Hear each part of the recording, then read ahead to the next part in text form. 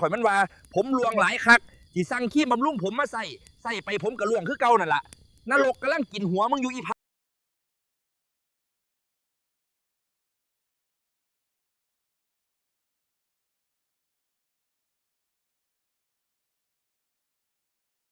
ข่อยมีเรื่องมาเว้าเด้อพี่น้องเพิ่นนี่มันก๊อปคลิปจากช่องข่อยไปลงของมันเองโดยบ่มีเครดิตหยังเลยละเมิดลิขสิทธิ์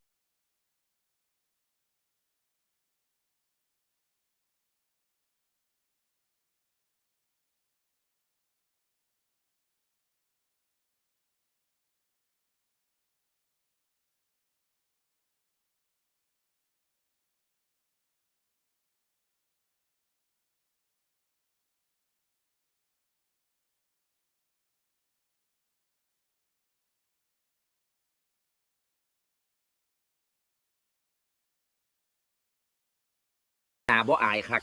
พี่น้องจัดการรายงานให้แน่เด้อ